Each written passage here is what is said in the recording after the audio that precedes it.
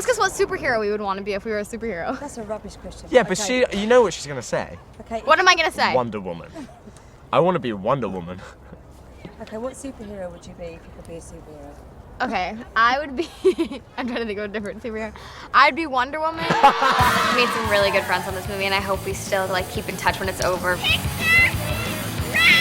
like this little adventure that we've just all been on together and now I don't think we'll ever forget. Now it's over. Basically what I've done for the last few weeks is laugh.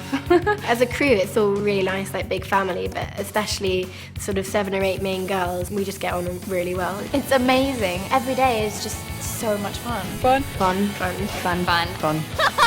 My mate goes to me, are you a lead part? And I said, yeah, I'm the lead male. And he goes, great. I said, I'm also the only male on this film. I've been pestering everybody in Hollywood to give me a film to direct. And I'd taken several scripts to working title and they didn't like any of them. And then they came to me with this one and I said, I love it. For me, it's the comedy and the emotion. And those two things, they help each other. If you're crying a little and then a joke comes along and the joke's all the better, or if you're laughing and then there's an emotional bit, it feels kind of sweeter. You are going to boarding school in England. Today, we're in the outback, a boarding school here in London. Wow. 37 Baker, take 2. I didn't have any experience of writing before, so everyone's been really good and helpful to me. I wrote it completely alone and then I rewrote it a few times with working titles, notes, and then towards the end Nick and I collaborated and we worked closely together for a while. We had a good time. Sad luck, girls, we've got ourselves a Bronco. It was a lovely, lovely story, but it spoke to me.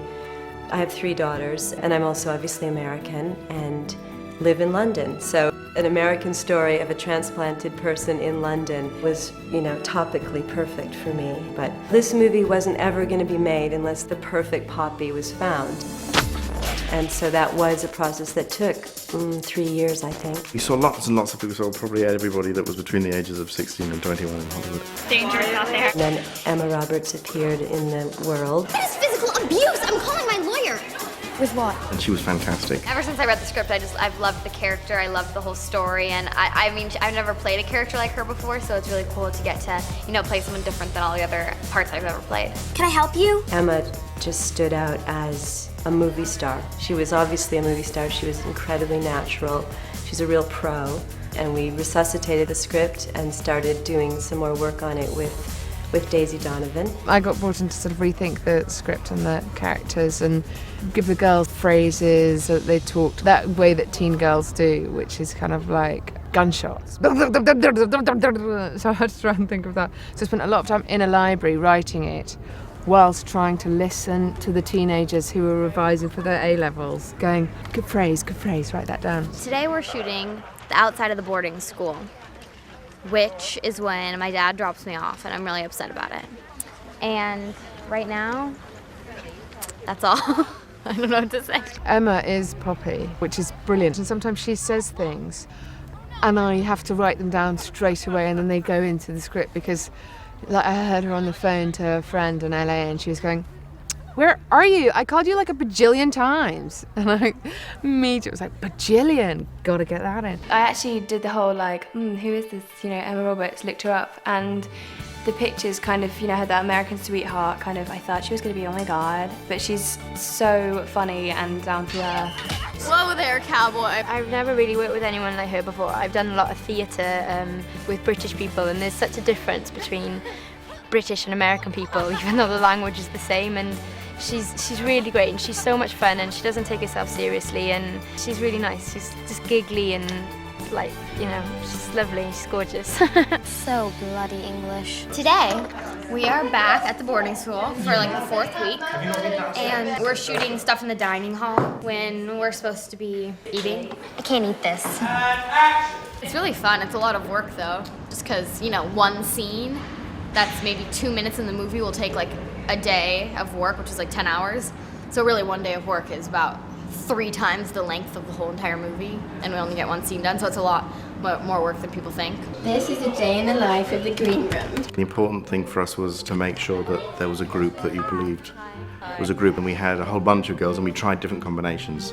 of girls, not only the ones that we ended up with, but some others who didn't make it. Not because they weren't any good, but we just felt that this was the best combination. We get each other's humour, really. One of us cracks a stupid joke that other people are like, whoa, what you on about? And the other's like, yeah, I get it. It's really funny. We've all got on really well, which makes everything so easy because you've just created the relationships already. They're just the most ridiculous people I've ever met in my life. They're so stupid, but they're awesome. Have you ever been turned on by my presence? Never. On the first day I walked in, Nick comes up to me and says, Emma's a bit nervous. What do you mean Emma's nervous? What about the scene? He goes, no, we're doing the kissing scene. I said, hang on a sec, what? On the first day? So we got shut in this room and we were like little kids, like little 10-year-olds. It was quite embarrassing. And he's been really fun to work with. I mean, he's a really cool guy and we get along really well. Obviously the connection here. He's a sweetheart. He's really nice. He's like one of the girls. Don't tell him I said that. I'm not saying he's a girl. I'm just saying, he may as well be because we get on with him just as though we were. We have this secret on-screen chemistry. I've never had a sister. I've never had female company for so long. And I tell you what, girls aren't what you seem. I tell you that now. Girls are not what you seem. Action! Today, we're in this shop here, which is the charity shop, which is actually a vintage shop with amazing things. Basically, we're choosing outfits today, so rummaging along the rails, trying to find good outfits. What about this for Ascot? Magnificent. So the next time you see us, we will be wearing something that we'll be wearing to the social. looking hot. To try. Mighty fine. Isn't it gorgeous? it. I mean, we'd obviously give you a discount. We basically just had this massive store of clothes and accessories and shoes, and it was just, right, what would your character wear? And if your character was feeling a bit daring, what would she wear? So I got this little sort of electric pink number and some fishnets. Most of the time, unfortunately, they're in a school uniform, but they were really sweet about everything and seemed to like whatever was put on the table. Julia, the costumer, she's great, and I mean everything she picks I love. We tried on loads of different options, and we kind of had a say in which ones we preferred. I just threw mine in there anyway. I was like, I like that one. Whether or not they did, because this is the one that I liked. I think it slightly resembles a marshmallow. The hair and the makeup and the costume department and the continuity, they're all ladies and they're all keeping an eye on things for me. And there's stuff that I missed. I'm a bloke and I don't even think about it. Who are we? Very nice. Makeup girls are especially nice and let you make kind of contributions as to what you want your hair to look like. We need input from them, obviously, just to kind of feel that we know what teenagers are wanting to look like. Obviously, throughout most of the film, we want them looking like fresh country girls, not too much makeup. And we've had a couple of scenes where we've allowed them, we have party scenes, so out they go and get the makeup on, which has been fun. So it's quite nice, but most of the time, we've just been working on trying to make them look fresh and, that they are living a good country life. You can do it!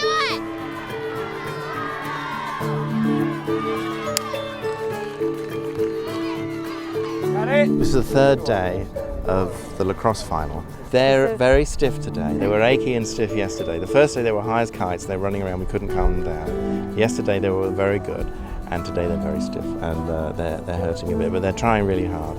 And we've got the second half of the lacrosse game to do this afternoon, so lots to do. Very good fun. It's going good. I mean, I like lacrosse. Been practicing a lot and doing some dancing. We have to do this at halftime during our lacrosse game, we have to do this crumping dance, which is pretty funny. It's like half haka, half crumping, half dancing. All right, ladies, there's only one thing for it. Let's go. What are we? A leading single-sex school admitting boarders at age 11. Wrong! We're winners! That took so much practice. Really cool dance though. 1, 2, 3. And as you're stepping, you're taking your hips and you're rolling up. They're doing 3 different styles of haka dance, which is actually founded in New Zealand, and a little bit of cheerleading, and also a little bit of crumping. I have absolutely had so much fun doing that.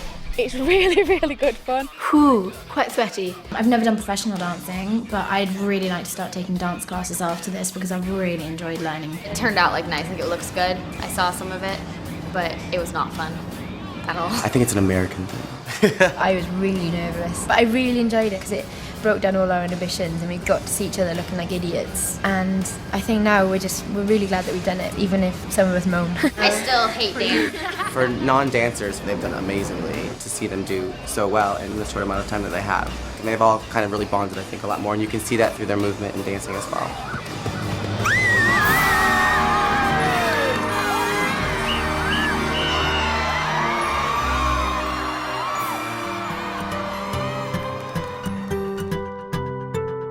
We're in beautiful Los Angeles, in Malibu. It's a bit of a dream, really, coming out to do our last day of filming, which is really sad. The great thing about doing the English thing first was that the girls really got to group together nicely, and they formed a real friendship. We've all become really good friends, and it's really nice to like actually genuinely get along with your co-stars, because everyone's like, yeah, we get along, but we actually like genuinely do, and it's fun to have them in LA on my turf now. 1, 2, 3.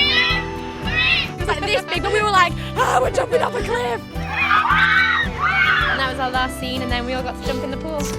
My favorite scene, probably the lacrosse was really fun. I think all of it. Every day it's been good for me. I haven't worked for a year, so to come back into the flow of things, it's great. That's a really hard question on this job, because every bit has had a brilliant moment kind of thing. But I think being in LA, all coming out here together, it's like an adventure, and it's cool to have an adventure with friends. Yeah, I think this is going to be a day to remember forever. Don't move, guys. That was just beautiful.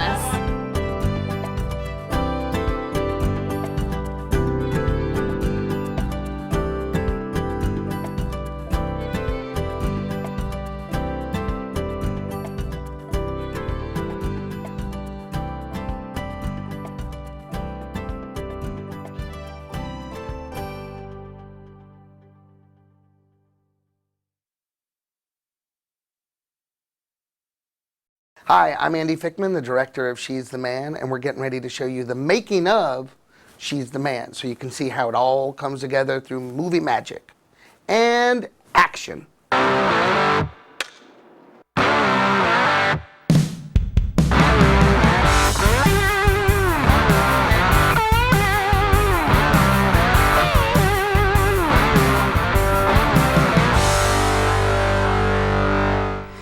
The script actually came from Jack Leslie. Jack is the president of our company, and in his spare time, he wrote the script. He updated 12th Night and set it in high school. In case it didn't sell or everybody just thought this is the worst script we've ever read, I used a fake name.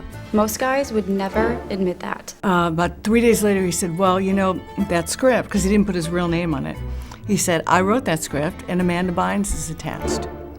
It's like, great. Easiest project I've ever developed, ever. It was called Dude Looks Like a Lady. The first time I read the script, I laughed out loud. I thought there were a lot of funny moments, and I was excited because I thought it would be a great opportunity to play 2 different characters in one movie. I'm gonna act like a girl, and you're gonna talk to me, okay? Ew, do I have to? I think there's definitely a girl power element to it. And in Jack's original script, she had gone to school to prove she could play Hamlet in a play. That's why she dressed herself as a boy.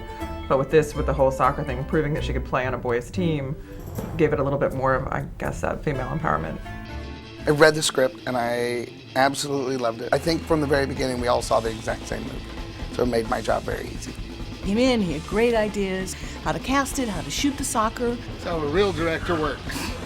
He comes in with notebooks of what he wants the movie to look like, what he wants the characters to look like, and has just such a great, big personality.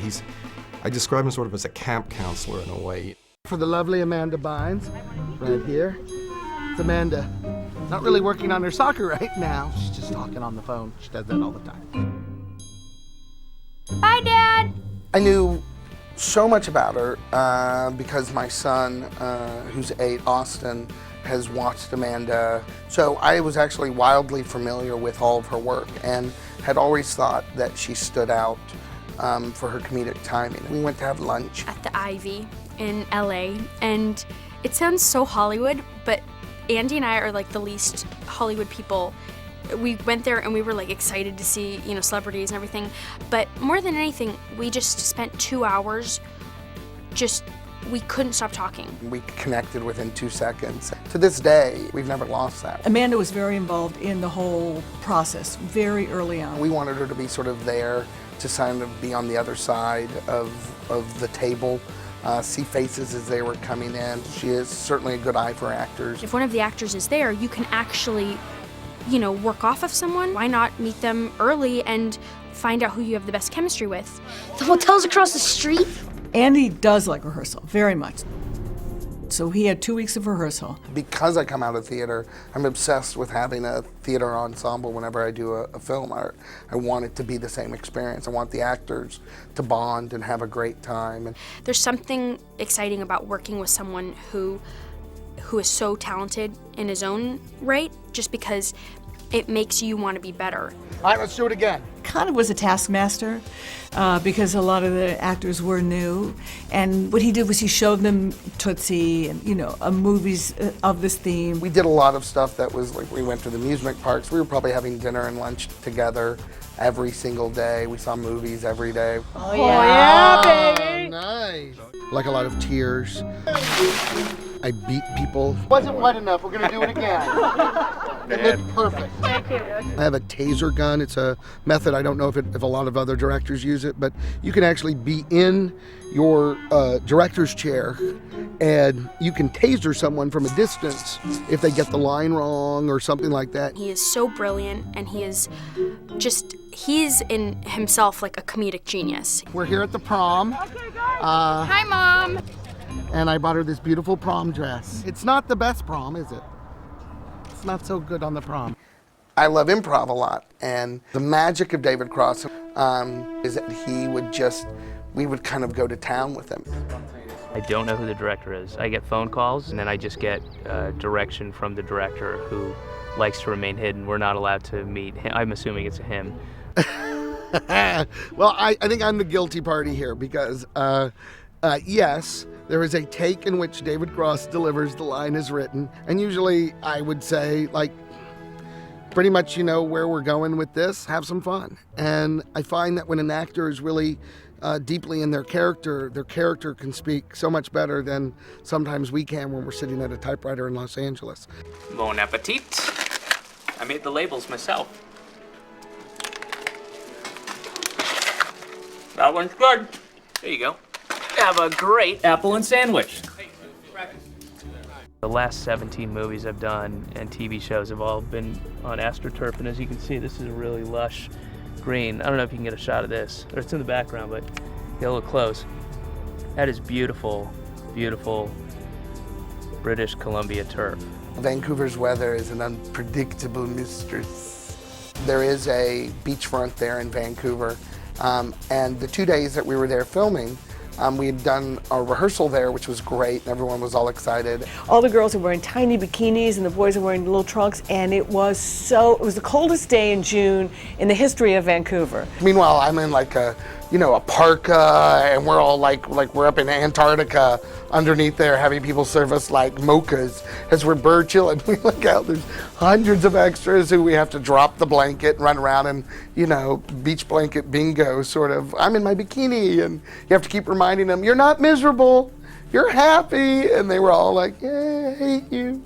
And still Amanda and them had to play soccer. And so we ended up with great stuff and great footage, but it was a real challenge. In post-production, we actually had to blue the sky a little bit because it was just the dreariest day you've ever seen. Also, we sort of set it in Stratford, Anywhere, USA. And Vancouver gives you a lot of looks and a lot of feels. That's sort of a timeless area.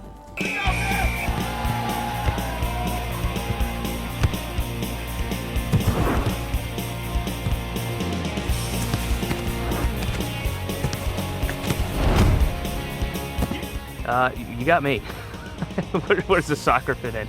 That's crazy. I have no idea. Soccer is the world's favorite sport. Andy really wanted to get the camera in there, shoot it like football was shot in Friday Night Lights or Any Given Sunday. The game plan was, let's shoot soccer and make it sort of really cool and really tough and not shortchange the action of it. We met Soccer Dan Metcalf, Soccer Dan, Nike Coach of the Year. Dan had so much energy. He and I had a similar vision for the film, which was important because he becomes your choreographer. The hardest thing about doing a sports film is, the ball needs to connect to the foot and needs to do. If I want it to go over there, is that gonna happen? And what's your guesstimate of how many times it will take for it to do exactly that?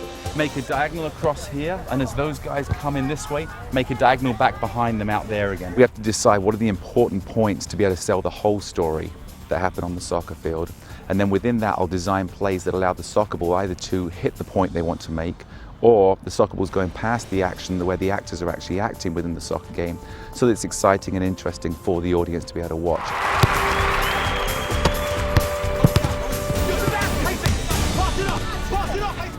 I think there's been tremendous casting from, you know, Andy and deciding and Lauren who's going to come in and play the roles, because they really did pick athletes on the guy's side that just have this innate ability. Soccer Dan, oh my God.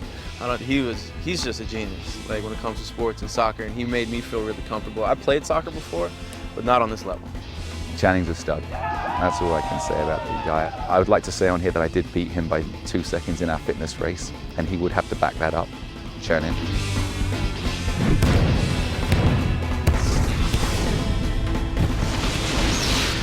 That's all him doing his own stuff. At one point we thought we'd need a stunt double and a soccer double. Ain't nothing to it. He is all out there. I'm pretty physically fit, but first day of soccer, I was dead. I was so dead because you never stop running. They taught me some few tricks. I get to do a bicycle kick and some other stuff that I brought over from playing soccer, like some flip throws and stuff like that. I'm ninja goalie. I'm a ninja goalie, pure Robert Hoffman. Out of control. He's out of his friggin' mind. Soccer. Yep. He almost took my face out on my last one. He did a backflip and his foot, like, I felt it brush my ear hair. I have a little bit of fuzz on my ear, and his foot touched that. We decided to make him a goalkeeper in the movie because of his athletic ability and his dance ability.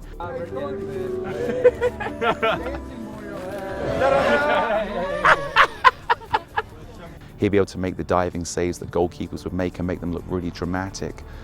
But diving is not easy to get used to. That's the one thing that I've had the biggest problem with, is that as a goalie, no matter where the ball is, how close or far, you have to dive, and it hurts. And I got big bruises that look like a map of North America on either hip, because all I do all day is dive and fall and dive and fall. Come on! Get on! It's just a real moment where Amanda bit it and fell, and then of course, like I was saying about that moment made me laugh so hard that it had to stay. I hope it was funny. Amanda takes a fall like that, there's nothing other than her continuing on with the scene and then wanting to race back to the monitor and for her to enjoy what we saw. And we had a couple of moments like that. Well, if we're all laughing, then it's funny. Let's move on. And Channing, he let loose, and scenes like in the weight room. Yeah. Or in the tarantula scene. I love physical comedy, and I think I need partners when I do it. Amanda's like Gilda Radner. I mean, Amanda would go and play in any scenario.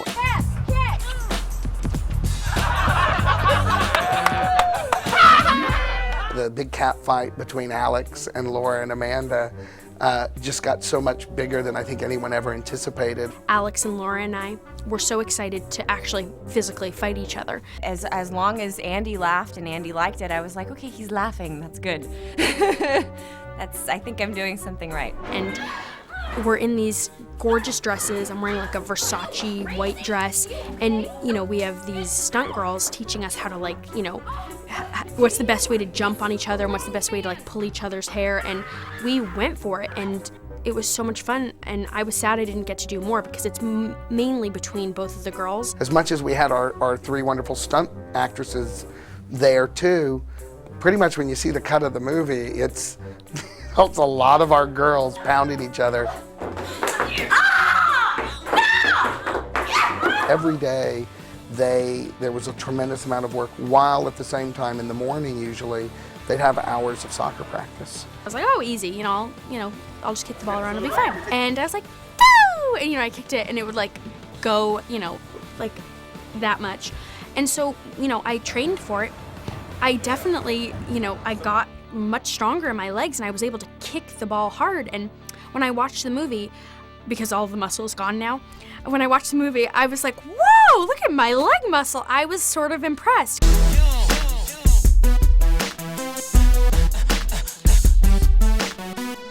Now, rest for a second. You're getting too aggressive. Yeah, man, you. I like it. She's become excellent. I've been more than impressed at how quickly she's got it. And it was hard. We ran through the ropes that are like, it's like a ladder, and we did, you know, like headbutting. It was hard, but it was so much fun. It was like great. It was great exercise, and we all had fun. Do you guys know about pinging? I don't know what you're talking about. Ping what? Ping? Yes, I am part of the ping process. Ping like what, the golf thing? How did you hear about the ping process? I guess it's a soccer tradition. Oh, right. Ow! Oh, for the love of God! If you hear someone's gonna get pinged, just cover up real fast. Tip of the day, Robert Hoffman, here to inform.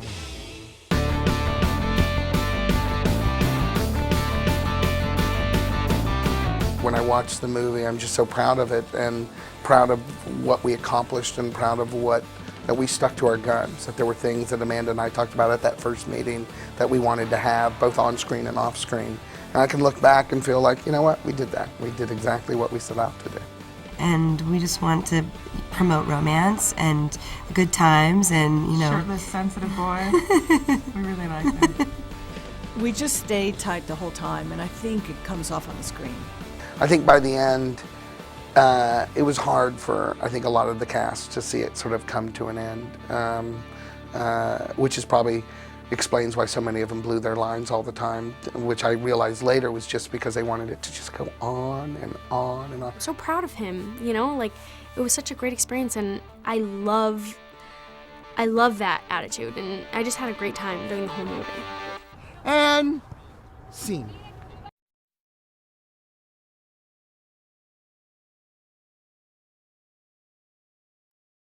Hi, I'm Rob Schneider, and I play Dodo in Wings. So make sure and watch it. It's funny!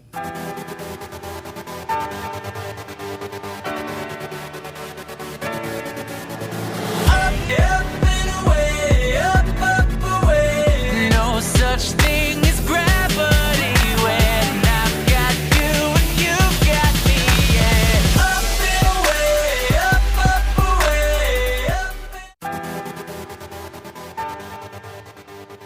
You have to figure out what the character, who he is, how old is he, what is he trying to accomplish, and with this guy, he's a young, very ambitious, naive and innocent in a lot of ways character, and I didn't want to change my voice too much for this. I've done characters before where you completely try to hide inside some character voice that you made up. This one is a very heroic. You know, he's sort of out to win, and he'll do anything to be number one, including taking other aircrafts down out of the sky. He'll stop at nothing, and he'll sacrifice friendships, relationships, you know, to achieve. Play with, I think, helps me prepare personally for roles like this. Dodo, he doesn't have all his feathers in a row, if you know what I mean. And he's kind of guy a little bit on the outside, but he's a little sarcastic, but he's a dreamer, and he wants to accomplish something. But he doesn't necessarily fit in with everybody. So I think everybody can relate to that.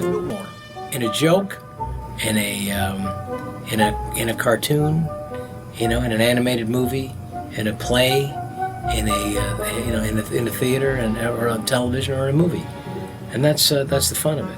It's suspending disbelief, and people who can do that in a good way, or in a special way, are people that are, you know, it's valuable. It's a good thing to do. Can do. That's how Daddy makes a living, honey.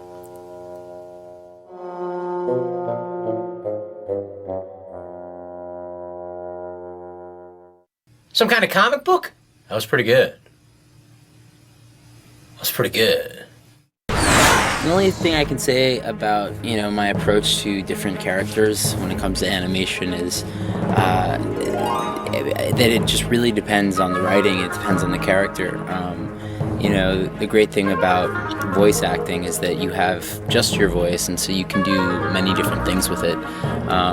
And a lot of times you don't have to be subtle. You get to really overact in some ways. You know, with certain characters, He may have a really low voice. With other characters, a really high voice. You can change the pitch, the tone. You can do all sorts of fun things with your voice and spend hours and hours, playing with different characters and playing with your instrument. And I think that's like, when I go into a new film, that's sort of the first thing I do. Is my approach is to sort of figure out what the character is going to sound like. I tried to tell the Colonel, but the old man wouldn't listen to me. His instincts are completely gone. Maybe we gotta shorten it a little. I tried to tell the Colonel, but the fool wouldn't listen.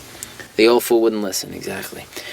I tried to tell the Colonel, but the old fool wouldn't listen. Okay, his instincts are gone.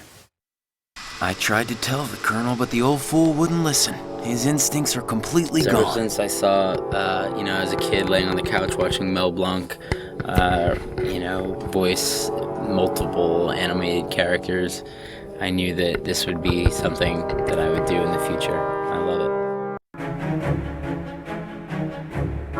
it. School, if not kindergarten, some of them. So, those kind of people I hold very near and dear. So when, you call somebody a wingman, you got to trust them 100%. And you got to know that they have your back. And I think Dodo really has Ace's back in this movie, and it's kind of cool. It's sort of an odd couple in a lot of ways. These days, I would say that my wife is probably my wingman. I was a baseball player in high school, and there was one other, I was a pitcher, and there was one other pitcher, he was actually on my team, which is very similar, because they, and we would always fight to see who would play longer and who would throw. Have memory too. I mean, if you throw a rock at a blackbird, he's gonna remember that. He's gonna tell his friends, and they're gonna come by your house. We used to have blackbirds attack my house out in Pasadena. He used to just come and peck and wake us up, and just peck at the house. And so yeah, you be respectful to the blackbird. Well, I fly all the time in my dreams, so I mean, I think that's. I think it's everybody does. Sometimes because I'm spoiled, I get to fly in planes all the time. And sometimes you take it for granted, and then there are other times you wake up to land and you think to yourself, wow, Alexander or, King Tut or Henry VIII would have given half his empire to be able to do what we're just doing right now. And then, the person I tell that to falls asleep snoring, thinking that's boring. But it's true. It's pretty amazing. You have the people that you love's best intentions at heart. And for me personally, I look forward to that. I have a 13-month-old baby, and I think one of the big draws in me doing this movie was to be able to have something fun for him to watch. Watching, we had so much fun making it, and until next time.